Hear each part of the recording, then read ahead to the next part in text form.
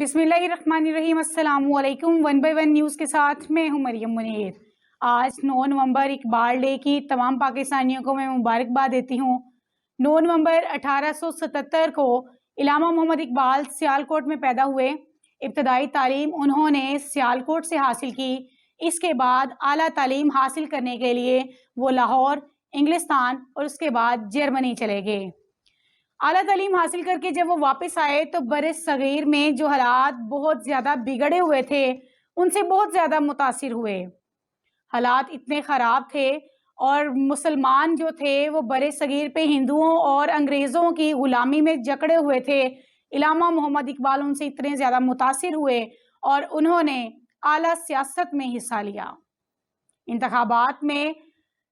انتخابات میں کامیابی حاصل کی اور مسلم لیگ کے جنرل سیکرٹری منتخب ہوئے۔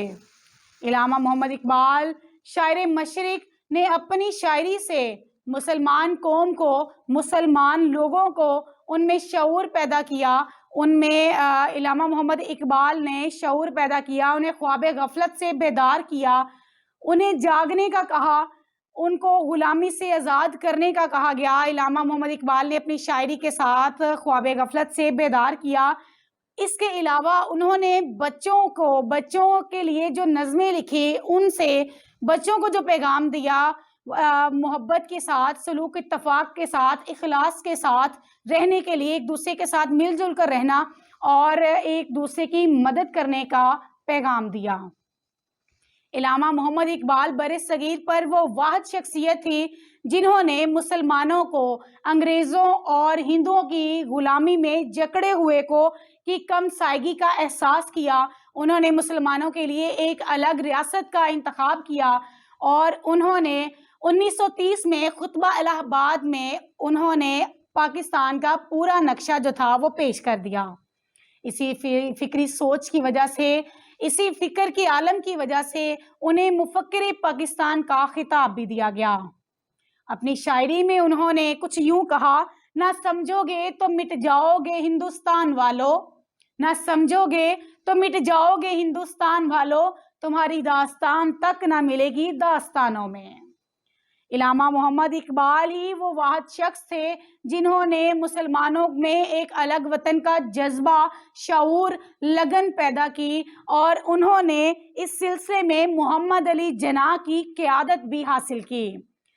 قائد اعظم محمد علی جناح جو بڑے لیڈر تھے، رہنما تھے مسلمانوں کے لیے، انہوں نے علامہ محمد اقبال کے ساتھ مل کر ایک نقشہ جو تھا وہ معرض وجود میں لایا گیا۔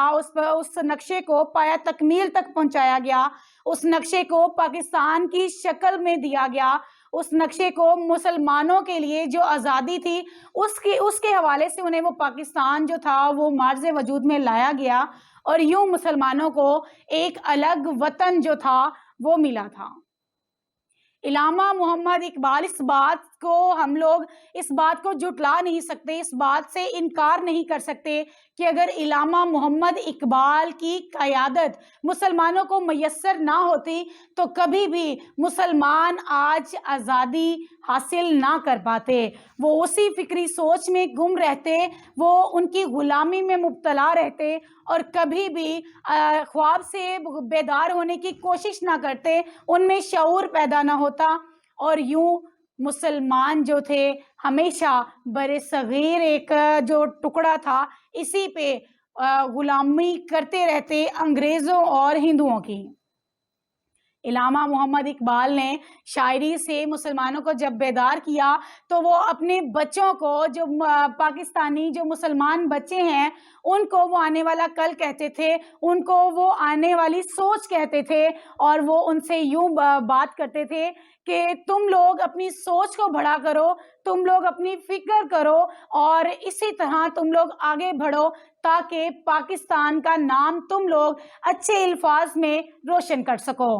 اس حوالے سے انہوں نے کچھ یوں کہا: جوانوں کو میری آہ سحر دے، پھر ان شاہین بچوں کو بال و پر دے، خدایا میری آرزو یہی ہے، میرا نور بصیرت عام کر دے۔ پروگرام پسند ہے تو شیئر، لائک، سبسکرائب ضرور کیجیے گا۔ اسی کے ساتھ مجھے اجازت دیں۔ اللہ نگہبان۔